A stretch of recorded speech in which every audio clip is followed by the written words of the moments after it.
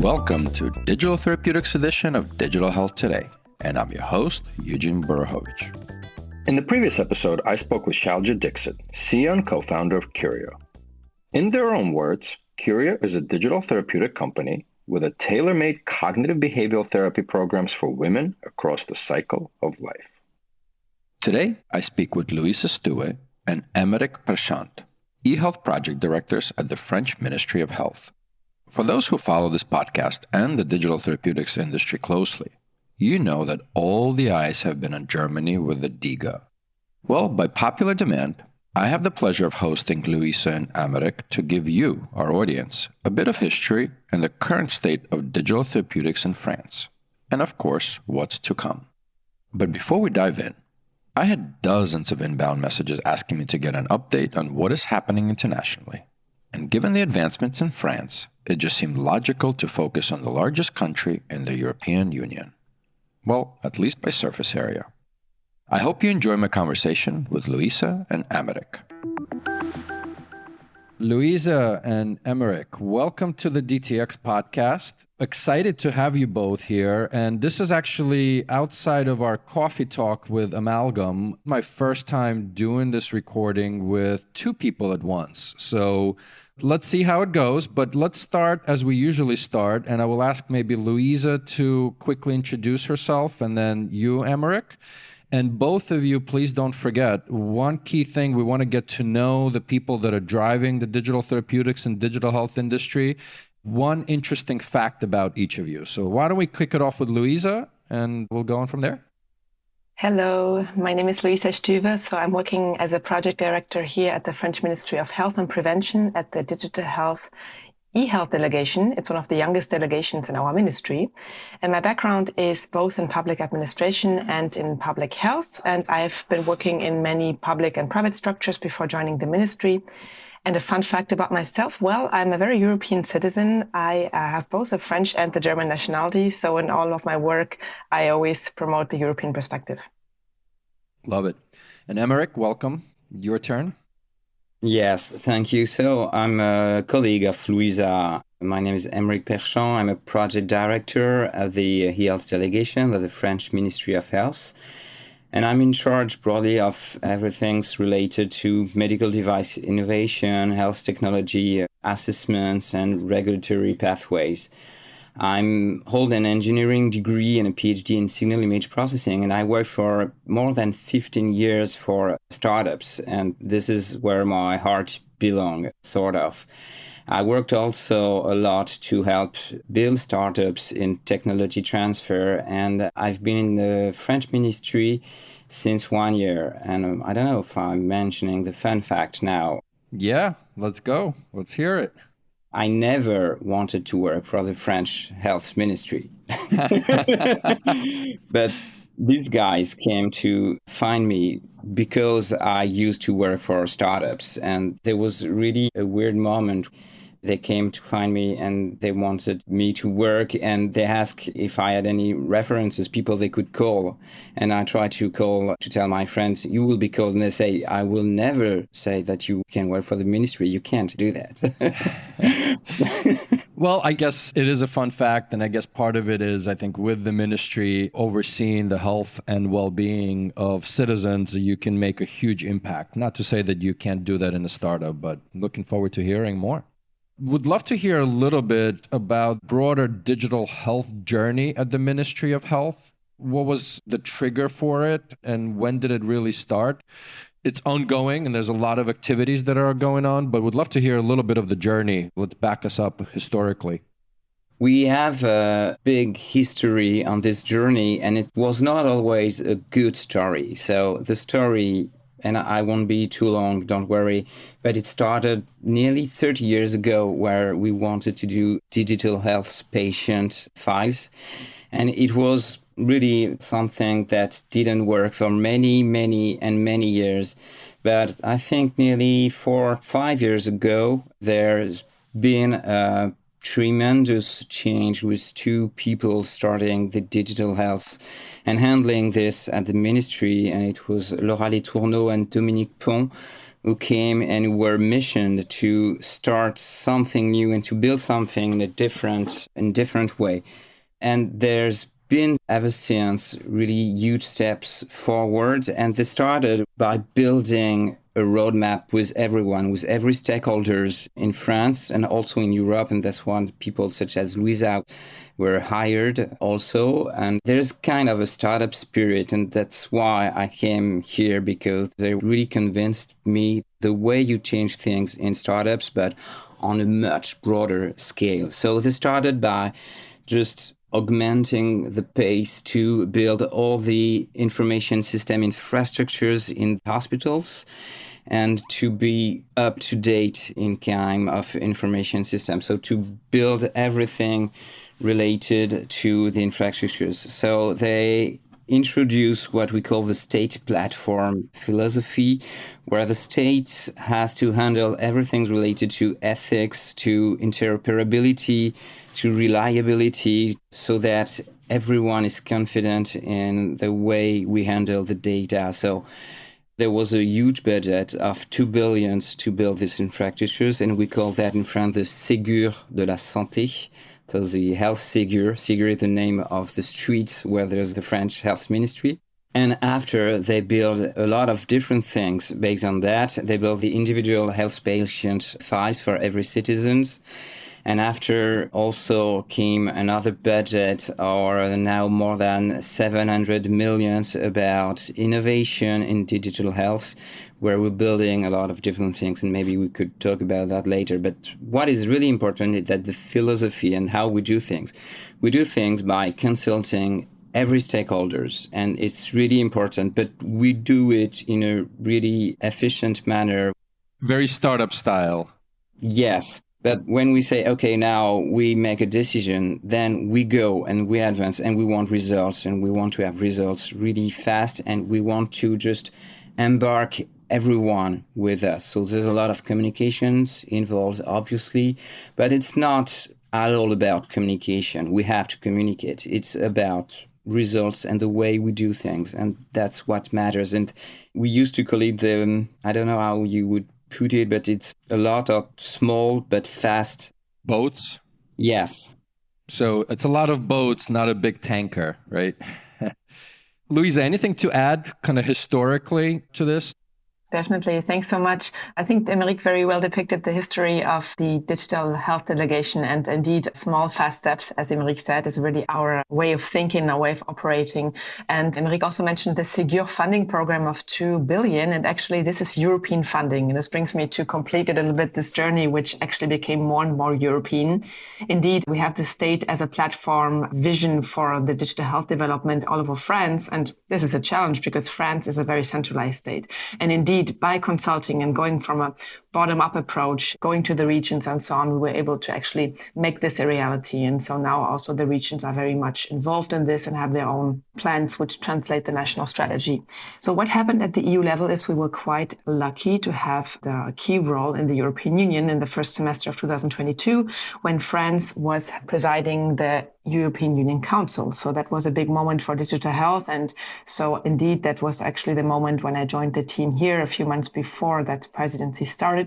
Before I worked in the French Health Data Hub, which, by the way, is another great example for the digital health journey in France, because France has the biggest medical administrative or health claims database in the world, I would say, with almost the whole population covered, and all that data with this law that also actually put in place the whole digital health developments in France, called Ma Santé 2022, enlarged the SNDS, which is the National Health Data System, basically covering all data linked to reimbursement in health. So you can imagine the mass of data that is now available for research and innovation, which we call secondary use of health data. And this is, by the way, a big topic right now at the EU level with the European Health Data Space Regulation. So going back to that French EU presidency, we had a very, very ambitious digital health agenda, mainly targeting 2 pillars. The first one being ethics. So we had the adoption of the digital health principles for ethics at the EU level. And on the second hand, we also had the European single market approach for digital health with two main achievements: adoption of SOMED CT, which happened obviously at the EU level, but was happening during the French EU presidency, and unified market access for digital health therapeutics, digital health technologies. We will speak about this also maybe later, but it means that we have a unified ambition to unify evaluation of those digital medical devices. So, Louisa, you said the magic word, two words, digital therapeutics, and that's the podcast we're on. And so we'd love to learn a little bit more around decision process or the real trigger for specifically the DTX reimbursements. I think as a society, we know there's not enough clinicians, nurses, doctors, and generally clinical staff. And I think the promise of digital therapeutic is sort of self-paced prescription or non-prescription. But again, would love to understand a little bit how that bubbled up for reimbursement specifically around digital therapies. There's two different things in what you just said. One thing is, what is the place of the healthcare specialists, of the physicians, of the nurses with digital therapeutics? And there's another question about how do we come to say we want to reimburse those DTX? So let's focus on the second part of it, and then we'll touch on the human beings in the picture later.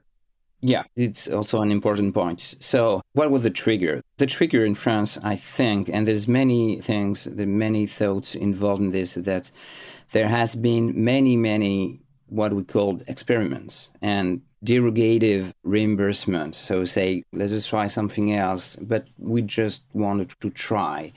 And we could cite at least 4 or 5 different types of experiments. There's one called ETAP, that's about remote monitoring, another one about innovative device. There's Article 51.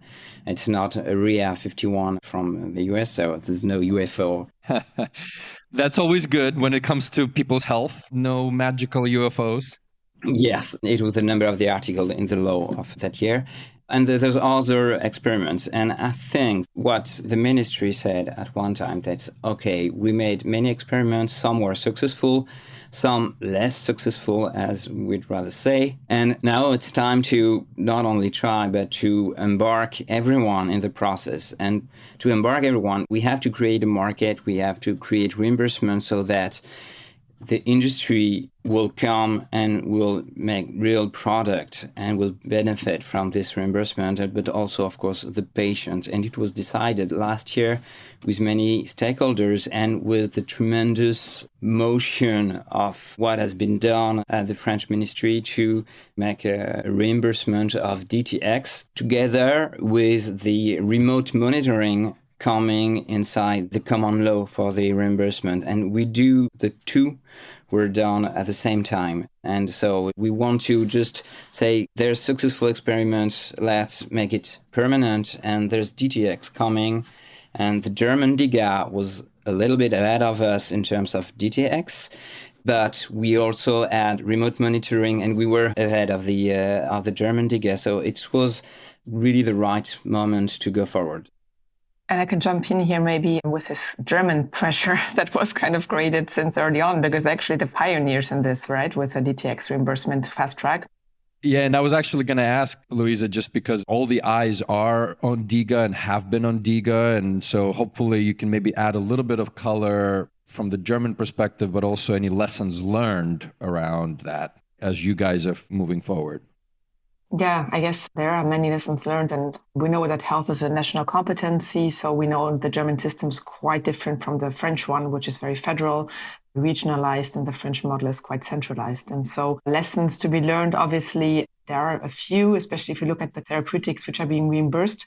But before speaking about the lessons, we were also quite amazed of seeing the process of implementation of this funding model in Germany, which really started off with this new law that was adopted and that paved the way, and that shows really that political will needs also to be accompanied by concrete infrastructure, by concrete funding and so on. And the BfArM, which is the regulatory agency in Germany, which holds actually the responsibility for the DiGA, I mean, obviously has provided a real department for that, but the model seems to be structured in a quite different way, as we found out.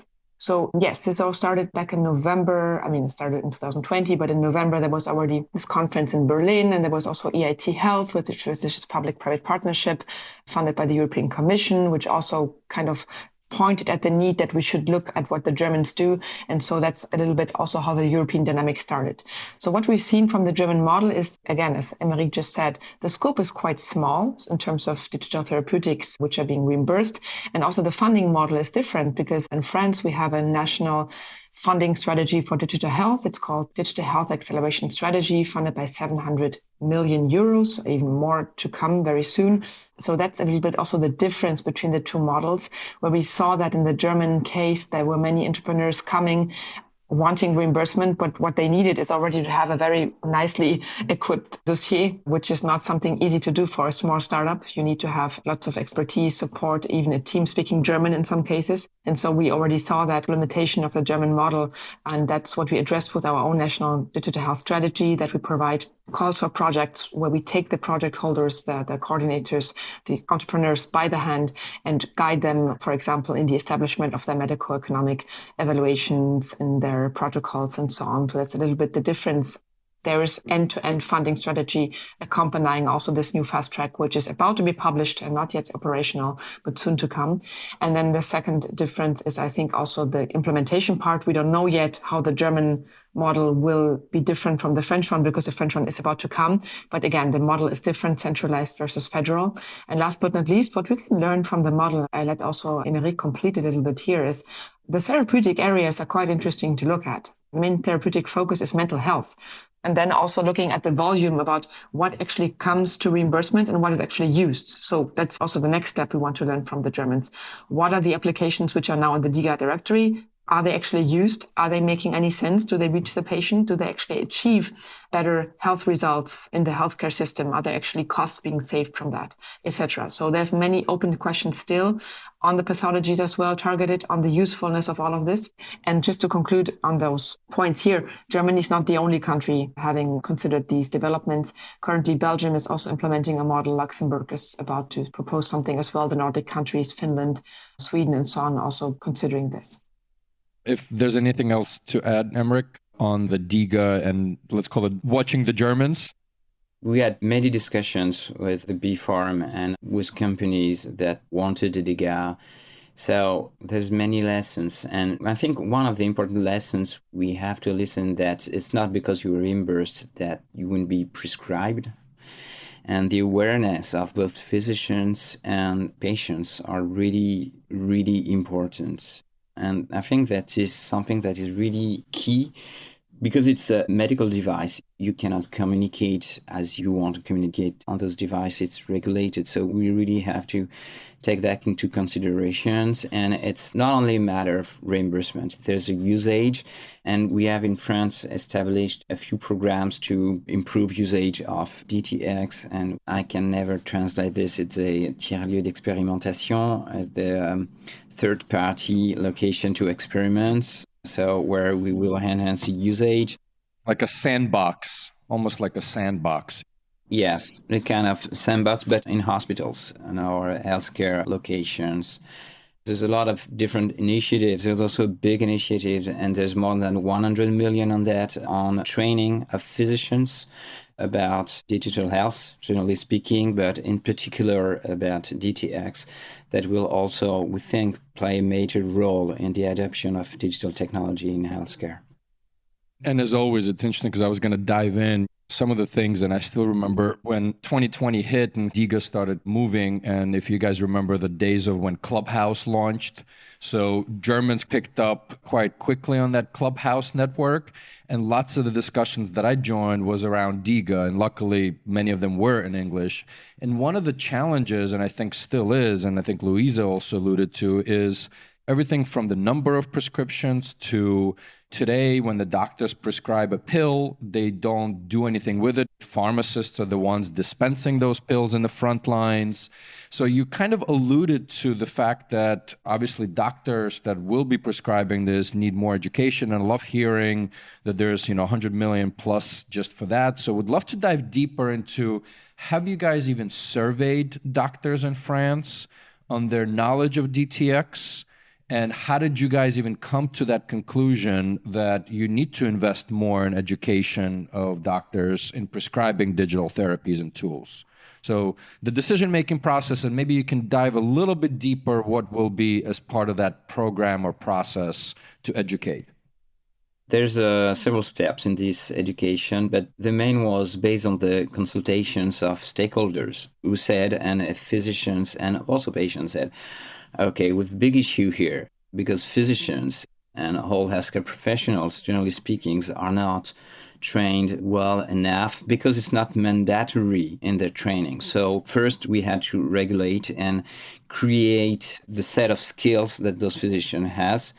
And so there was a regulation that was passed a few months before and after. We have to fund the trainings of the physicians. So that's where the 118 million comes. It's to fund the universities, in fact, that train all the physicians, but also the pharmacists and all of the professions related to healthcare. So all healthcare professionals, not only physicians. Just to bring general culture, but also to dive into the tools they will have to use on a day-to-day basis. Really important. And we think that this is the general cultures. After, there's another issue about knowing a particular DTX when it comes in your field. So still we don't have the real solutions. It's currently ongoing discussions, and there's several institutions that are involved in this discussion. So because we have our HTA agencies, that is the HAS, Autorité de Santé in French, that is responsible for the evaluations of the DTX, the scientific evaluations. Maybe we'll come back to that later. But there's also the social security called the CNAM, Caisse Nationale d'Assurance Maladie, who will be the one reimbursing the DTX and who are the one responsible to train the physician and to inform the physicians about what they can prescribe and how they should prescribe it. So because it's regulated, we have to go through the key actors about that. But there's also through Mon Espace Santé, that is the patient's health files, we will be referencing the applications that are DTX and that are compatible with the patient's personal health data. And they are currently evaluated. There's more than 18 applications that are currently referenced. They are evaluated in terms of cybersecurity, in terms of ethics, particularly when there's AI involved. Also about interoperability with the healthcare system. So we're building the confidence here for the patients and for the physicians because both are really important. So we have a usage. Well, that sound means it's time for a question from my clinical and commercial partner on this podcast, Chandana Fitzgerald, who is the Chief Medical Officer and General Manager of Health Excel, and as her friends call her, Dr. No Crack. Let's see what question Chandana has for our guest today. Hi, Louisa and Aymeric. Can you say a little bit more about the rigor and the level of evidence that's expected from a digital therapeutic to qualify for reimbursement? Thank you, Chandana, for the question. This is a good question because there's many differences with the German way here. In fact, there's no definitive answer to this question, and it's a matter of scientific evidence that will be supporting your claims and how you will impact the health of patients or the organizations of the healthcare. That being said, you have to consider that in France, we have many guidelines that are published by our health technology agency, that is HAS, and you have to read those guidelines. Most of those guidelines are in English, are translated in English. There's some that are only in French, but you will find guidelines about how you handle the organization of healthcare, how you impact organization of healthcare. And there's new published guidelines about what is the nomenclatures, how you can consider everything, but also there's a specific recommendation about DTX that exists about how you handle the change with medical devices. I think there's at least 20 guidelines, and the specific guidelines and references for chronic diseases that were part of the experimentations I mentioned at the beginning of this podcast. There's no definitive answer to this question. You cannot say, here's the list. There's 5 items and you have to answer for each 5 items. You have to be scientifically accurate and precise, and you have to say, my claim is this, and I'm supporting this claim with this level of proof. And I'm going to jump in here. And I think obviously as governments around the world are learning, and as this technology continues to advance, or set of technologies, meaning software as a medical device or an intervention. So I think there's obviously a lot to learn from all the stakeholders. So I like the approach you guys took as far as the whole stakeholder management. I guess would love to dive in a little bit on some of the timelines that you guys see. You mentioned X number of million allocated for this, for education, et cetera. Where are you guys in the process? And when should both startups and larger companies expect the process to kick off? So let's dive deeper into timelines here. Okay, timeline. So it's not definitive timeline because there's a decree that has to be accepted by the French government. And so the decree should be published during the first semester of 2023 and then will be ready. There's already the convergence platform for all technical evaluation, cybersecurity, interoperability. But once it's published, everything will be set in motion very fast. So everything should be ready by the end of the first semester, and then all the companies can come and file. They can already check the convergence platform on the website of the Agence du Numérique en Santé, the Digital Health Agency, that will handle all technical specification and dive through the guidelines of the HAS, because every guidelines you need are already there and there won't be any new medical guidelines that will come after. Once the decree is here, then the reimbursement pass will be 1 year period. You will have a preliminary evaluation of the scientific proof, and it's more a matter of eligibility to the fast track. Then you will be reimbursed with a fixed price for 1 year. During this reimbursement, you will have to file the full proof for your claims, and there will be an examination by the HTA agency. And also you will have to be certified for the technical aspect. And after the 1 year period that is not renewable, you will have the definitive evaluation saying, okay, you are reimbursed and we are negotiating the price before the end, or you are de-reimbursed because we think that the level of proof you currently have is not sufficient to support your claims. Not to forget that as of today, there are already a few DTACs reimbursed in France. So you can also take the regular route until the decrees, the ministerial order is being published. This is the case, for example, of MoveCare. So it actually went not too slow. It went quite fast also through the regular process. So this is also a way to obtain reimbursement. So it's not that there's no solution yet. Just be patient for the order to be published. And also the HAS, the National High Authority for Health, as Aymeric said, has also implemented a unique gateway. So basically you can contact them as well. And they provide not individual consulting, but they provide answers to your questions through an email at the Digital Health Mission at the Health Authority. I just want to complete here also on the European work we're doing, because we haven't spoken about the European task force that was actually launched also during the French EU presidency to harmonize evaluation criteria for digital medical devices. And so what Aymeric said for the French case is now also being discussed at the European level with many task force members coming from many different European countries, at the core of them being, of course, France and Germany with BfArM. So what this task force plans to do is publish recommendations early 2023, which will be available on the website of eHealth. They're actually coordinating the task force, and France, with our digital health delegation, is chairing this task force together with UNETA, which is the European body bringing together all different HTA agencies of the EU.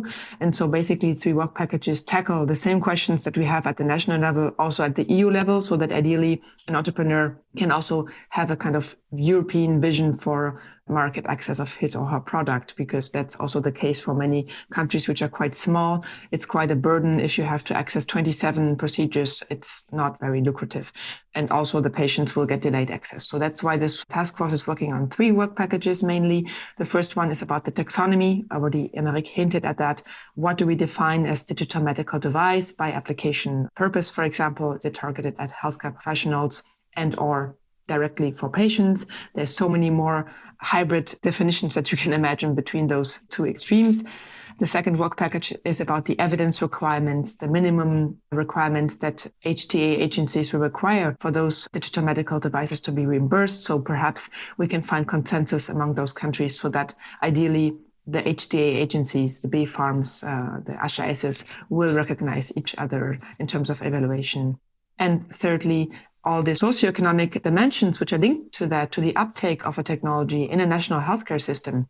We spoke about the different natures of healthcare systems in the EU, but what are the essential criteria that actually digital therapeutic or digital medical device can reach the patient, including the reimbursement factor, including procurement, including many more factors that define actually whether a digital medical device can be effective. So in a nutshell, we'll publish those recommendations, I think, at the late end of the first quarter of 2023. So stay tuned on those developments as well. And for the listeners here, some of the links that the team here mentioned, check the notes for the podcast. We'll include those. We're going to take a quick break and be right back with Louisa Stuwe and Aymeric Perchant, eHealth project directors at the French Ministry of Health. I want to go back a little bit to something that we started chatting about, but again, as we think about self-paced digital therapies and probably most likely in the non-prescription space, we alluded to the role of the doctors, nurses, and pharmacists in the front lines that are key to the prescription digital therapeutics. Curious on how does the ministry look at this? What are some of the efforts outside of the educational components that we just spoke with? Any other comments or thoughts about the role of those key professions in actually prescribing and maintaining that prescription with the patients? To be perfectly honest, we don't have yet a proper plan about that as of now. We know we will learn as we are going through the process. Anyway, we have already experience from the previous experimentations I mentioned before. So if we're dealing with chronic diseases, we know that every stakeholders in France are ready because everyone knows how it's working, and it's now really a standard of care. So it's not a matter, will it be prescribed? We know that every patient will ask for it anyway, and that physicians are aware. DTX is a little bit different because the awareness is still not here, but you can't build the awareness before the reimbursement. It's a chicken and the egg problem. Exactly. So here we're starting with the reimbursement, and then we'll start to say, given the level of proof, one DTX file, then we'll know how it will be prescribed. So what we are currently setting up is how you will follow, given the claims and the proof, how you will follow for each DTX individually the prescriptions. So you don't have a broad adoption, but an efficient and precise adoptions for a purpose that is targeted. And I think this approach is really important. You don't have to give DTX for everyone. You have to give DTX to people who need it based on the claims that DTX have. This is really important. And one key takeaway is that there's a scientific evaluation of the performance and what the DTX will bring to the patient or the organization. And you have to follow the scientific evaluation. So this will be what we will be doing. What changes also is the types of new data that we need to collect in the process. And I think we have many new collectors also of data, many new, even patients get new roles in that. We mentioned to you One Espace Santé, where patients also become more and more emancipated about their health data use. But we're speaking about real world data nowadays. And this is more than true for development and the testing actually of digital health applications. So it's a new way of seeing health data. And I think it goes hand in hand with the developments at the EU level with the European health data space. So we need to train healthcare professionals to become more at ease with this new parameter in their practice. And it happens with the digital health trainings, which are now becoming mandatory next year, actually, for all healthcare professionals in their initial training in France, as mentioned by Aymeric, but also other healthcare professionals than just doctors. You mentioned nurses in your questions, and paramedics and pharmacists. They also need to be strongly associated in this approach. Good point around trusting the data and understanding it and new sources of it. So appreciate that comment here as well. As we're coming towards the end here, would love to hear from both of you some of the key challenges of success of digital therapies going forward. What makes you guys lose sleep at night?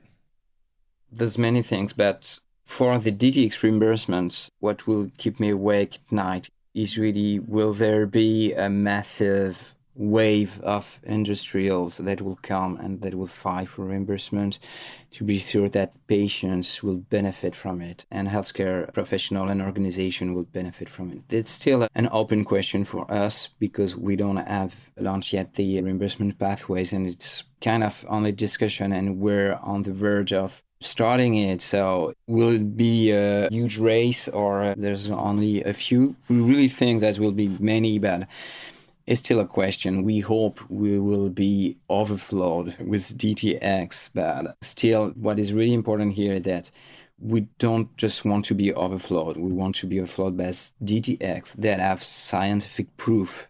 By the way, in France, we're also funding these clinical evaluations before anyone wants to ask reimbursement. There's a few conditions. You have to be a French company and you have to be the holder of the CE mark, for instance. But there's nearly 100 million of budget to fund those clinical evidence. And it's really important. So we will be overflowed by really DTX that are backed by clinical evidence. That will be the way I will formulate it. So yours, in summary, is around demand management, the hope of being flooded by applications that are evidence-based and hopefully with the right outcomes. Louisa, anything to add? What makes you lose sleep at night, if anything? Yes, so I would say my concern is the European single market for digital health that we spoke about earlier. So it would be great, of course, if we can get all of these DTXs to the market and if that happens in a fast way and if patients can get access. But we're no longer just in our countries. We travel a lot. We have many curriculums and trajectories which cross borders. So my concern would be that we have more or less the same solutions, even though healthcare systems are quite different in all of the European Union, so that we don't have entrepreneurs to come to 77 markets and reapply and all the time different. It just creates confusion. So we need to create a strong European market for digital health so that companies also remain here and don't go to the US or China. They can do this at the same time, but they should still remain anchored here so that we have the best healthcare systems of quality and of sustainability for all patients. I love that because I think that's where we've had, and I say we because I've been personally living in Europe for 11 years, we've had a lot of brain drain from that perspective, starting companies across Europe on great entrepreneurs and then moving to US for the scaling. So love that effort with the task force especially. That actually brings me to almost the last question, but would love your guys' quick thoughts and advice to the startups. I think one of you guys mentioned earlier, like with DiGA, some startups coming in needed to know German or at least have some presence. So would love to get your thoughts or advice that you would give to startups that are gearing up to enter France with their digital therapy. Any parting advice? I think the advice would be you have to be patient because, first of all, we need to get this ministerial order out. But on the other hand, I think pragmatic approaches are very appreciated here. So try to be as pragmatic as possible also on the data that you use, that you present. I mean, obviously, it's good to use French data if you go to the French market, but there's more and more exceptions and more European perspectives used. Clear protocols, clear demonstration of your benefit to the French and European healthcare systems are appreciated. I think that's the way to go. Prove also the benefit to the patient. I mean, obviously, Aymeric mentioned it very well beforehand. We do focus a lot on how the patient can also be embarked in this. So it's important to prove the benefit on that as well. One piece of advice I can give is that you have to have a clear strategy that is both regulatory and clinical. You have to aim right and not go everywhere. So you have to have one set of claims that is really clear, to have clinical evidence that are accurate, and you have to be honest about your evidence. You don't have to involve any marketing guys or communication guys about that. It's scientific evidence, and you have to follow up after in the spirit of the medical device regulations, where you have to fight for the CE mark. But once you have the CE mark, it's not the end of the road. You still have to support the proof after the CE mark with post-market clinical follow-up that are really important. With reimbursement, it's exactly the same. You have to support continuously the claims. You have to do post-market because the reimbursement, you will have to file again reimbursement in 3 to 5 years. So with the fast track, even if you don't have the whole set of proof at the beginning, then you have to be honest saying, okay, I don't have everything right now, but I will have those set of proofs within 3 and 5 years, and let's meet again in 3 and 5 years. And really, it's about trust. And this is a spirit of how we do things in the digital delegation at the ministry. We try to build trust. As we started with you guys and your fun, interesting fact, would love to end this podcast with, again, both of you. Would love to know what gets you up in the morning. It's an easy one. What gets me started in the morning currently is my ability and the fact that I can change things, because I've seen many things when I worked in startup that were not working right. And now I know what's wrong. I know what's not working. I know what has to be improved. Now I'm in a position where I can change things. And so it's really important. It makes sense. So when life makes sense, it's easier to get up. What makes me get up in the morning is to be part of a very dynamic team, actually, and which makes me want to join this sometimes tiring effort, actually, to convince also actors to think differently and to embark also in that approach, new actors, including the citizens, which is sometimes long and sometimes, it's demanding lots of energy, but it's worth it at the end of the day. So that team at the ministry is really fantastic. We're all coming from very different backgrounds, many private sector backgrounds, but also some scientists and so on. So that's really something that makes me also go in this kind of rebound effort, in this kind of fighting attitude. I'm thinking we're all quite resilient. So we get down sometimes, we get deception, but we all have this capacity of rebounding quite fast. And that's quite energetic. So I would say the human element makes me want to go to the office every day. And the belief that we can change something, as said by Aymeric. Love it. Thank you both for making the time for this. I love the energy, and I'm hopeful that next year we'll hear a lot more news sort of in that first or 2 quarters of the year. And you guys are flooded with applications of awesome entrepreneurs helping. So thank you again, and we'll be in touch. Thank you. Bye-bye. Thanks for tuning into the Digital Therapeutics edition of Digital Health Today, a production of Mission-Based Media. Be sure to subscribe to this podcast on your favorite podcast player so you're automatically notified each time I speak with one of these amazing leaders and trailblazers who are forging the path for digital therapeutics. If you'd like to learn more about Your Coach Health or Health Excel, you can find the links to this and more in the show notes for this episode. I'm Eugene Borohovich, and catch you next time.